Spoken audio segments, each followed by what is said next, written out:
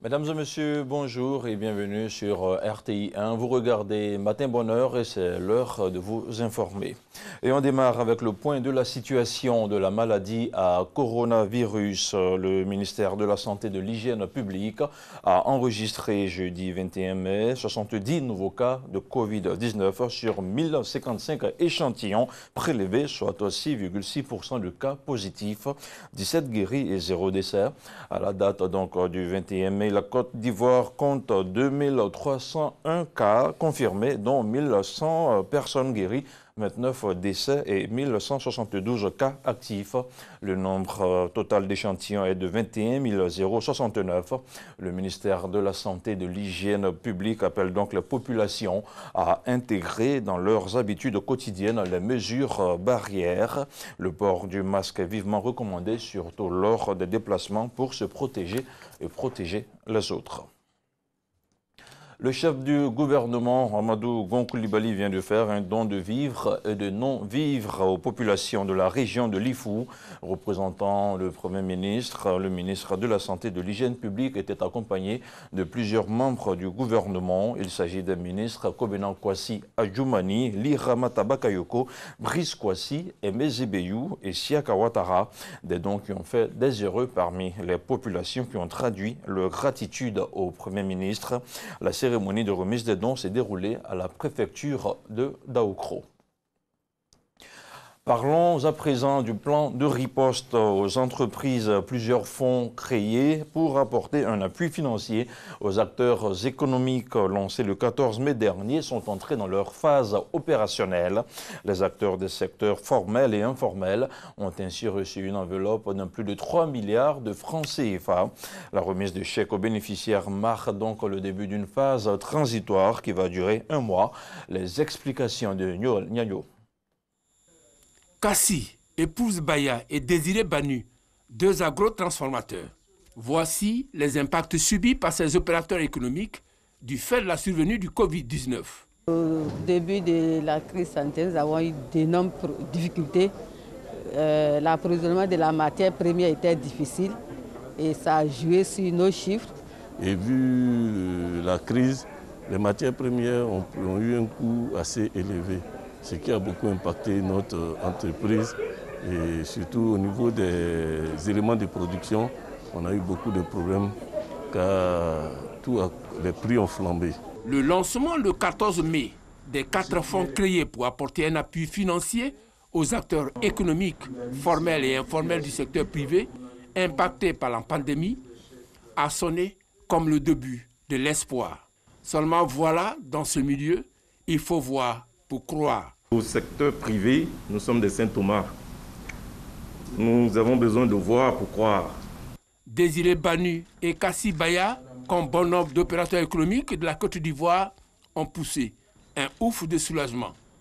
Depuis ce mardi 19 mai, soit 5 jours après, la réalité est là. Ils vont bénéficier d'un apport de 3 milliards 382 millions de francs CFA. Au titre du Fonds de solidarité, 2,250 milliards de francs CFA pour 45 000 bénéficiaires. Au titre du Fonds d'appui aux acteurs du secteur informel, ce sont 1250 acteurs qui sont concernés pour un montant de subvention avoisinant 300 millions de francs CFA. Les femmes représentent 58% de l'effectif et plus de la moitié des bénéficiaires provient de l'intérieur du pays. Au titre du Fonds de soutien aux petites et moyennes entreprises, 48 millions de francs CFA pour 5 entreprises. Au titre du Fonds de soutien aux grandes entreprises, 1 milliard 132 millions pour 3 entreprises. La première cérémonie de remise de chèques a mobilisé du beau monde, expression de l'engagement du gouvernement à tenir parole.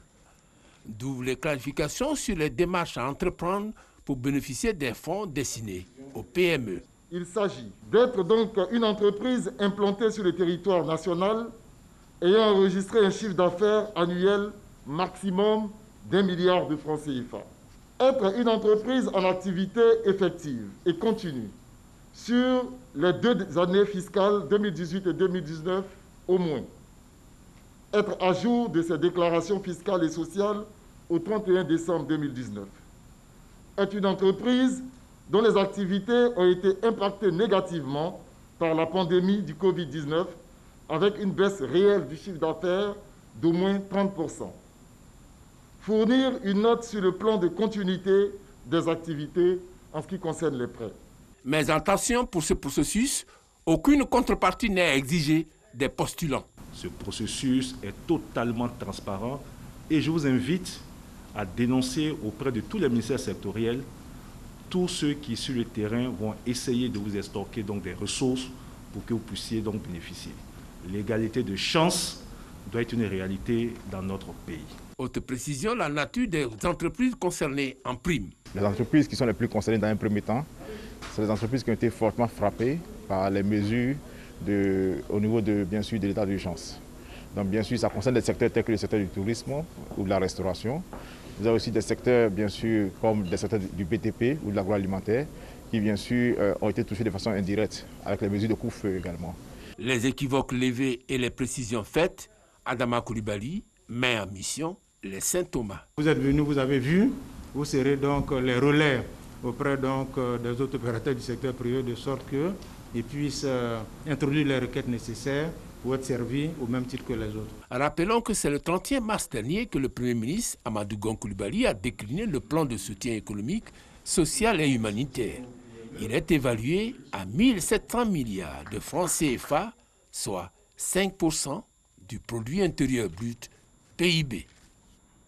Voilà, c'était pour vous le dossier du service économie de la rédaction RTI 1, réalisé par Noël Gnagno.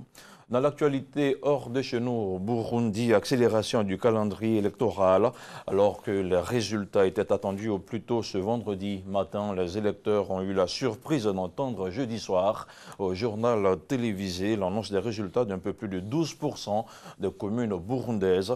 Le score attribué au candidat du parti au pouvoir, le général Évariste Ndayishimiye, sur ces communes éparpillées dans tout le pays est écrasant. Il représente un peu moins de 80% contre moins de 20% pour son principal adversaire. L'opposition dénonce depuis mercredi de très graves irrégularités. Et puis dans l'actualité hors du continent, au Brésil, le Parti des travailleurs de l'ancien président Lula et plusieurs mouvements de gauche ont déposé une demande de destitution du président Jair Bolsonaro. Le président d'extrême droite est accusé de crimes de responsabilité, d'attentats contre la santé publique et de mise en danger de la vie du peuple brésilien pour sa conduite qualifiée d'irresponsable dans la lutte contre la Covid-19. Au pouvoir depuis près d'1 an et demi, Jair Bolsonaro a adopté un mélange de politique sécuritaire et conservatrice. Le président de la Chambre des députés doit décider s'il donne une suite favorable ou pas à cette affaire. Et voilà, on s'arrête ici pour ce point d'information sur Matin Bonheur. Merci à vous tous qui l'avez suivi. Je vous retrouve demain à 6h30.